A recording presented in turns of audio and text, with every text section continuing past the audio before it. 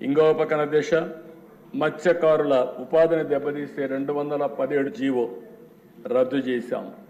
స్వర్ణకారుల corporation ఏర్పాటు చేశాం. గీత కార్మికులకు ఫస్ట్ టైం చరిత్రలో 10% మద్యం షాపులు రిజర్వ్ చేసిన పార్టీ తెలుగుదేశం పార్టీ ఎన్డీఏ అని చెప్పి కూడా మీకు తెలియజేస్తున్నాను. అర్చకుల జీతాలు 10,000 నుంచి 15,000కు పెంచాం.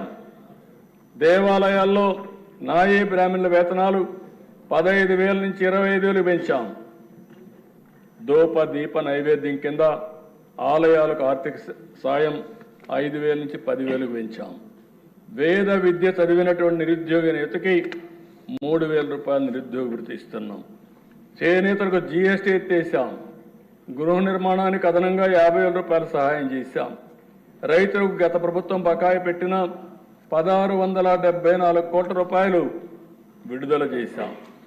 4,500 కోట్లతో గ్రామాల్లో మళ్లీ వెలుగులు తేవడానికి 30,000 పనులకు శ్రీకారం చుట్టాం.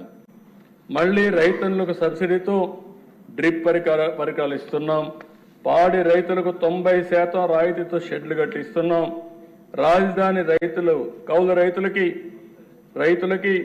400 కోట్ల రూపాయల బకాయిలు చెల్లిస్తున్నాం. పోలీస్ శాఖని 100 కోట్ల రూపాయలు అదనంగా డబ్బులు ఇచ్చి వాళ్ళందరినీ కూడా స్ట్రీమ్లైన్ చేస్తున్నాం. కొప్పర్తి, ఓర్వకల్, కృష్ణపట్నం, నక్కపల్లి 4 ఇండస్ట్రియల్ కారిడార్స్ వస్తున్నాయి. దీనికి దగ్గర ఒక 10,000 కోట్ల రూపాయలు ఖర్చు పెడుతున్నాం. కర్నూలులో డ్రోన్ సిటీ ఏర్పాటు చేస్తున్నాం.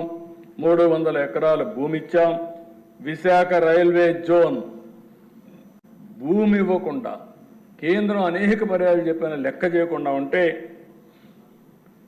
మడసర్లో 52 ఎకరాల భూమి ఇచ్చి తొందరలోనే ఫౌండేషన్ వేసి లాంగ్ పెండింగ్ సమస్యకి పరిష్కార మార్గం చూపించామని చెప్పి కూడా నేను మీకు తెలియజేస్తున్నా. పేదవాళ్ళకి ఇళ్లు కట్టే కార్యక్రమానికి శ్రీకారం చుట్టాం. డిసెంబర్ లోపల 1,00,000 ఇండ్లు ఒకేసారి లాంచ్ చేస్తాం. అదే మరి గ్రామాల్లో 3 సెంట్లు, పట్టణాల్లో 2 సెంట్లు ఇచ్చి రాబోయే 5 సంవత్సరాల్లో ఇంటి జాగా లేదనకుండా ప్రతి ఒక్కరికి ఇల్లు కట్టించే బాధ్యత ఎన్డీఏ ప్రభుత్వం తీసుకుంటాం.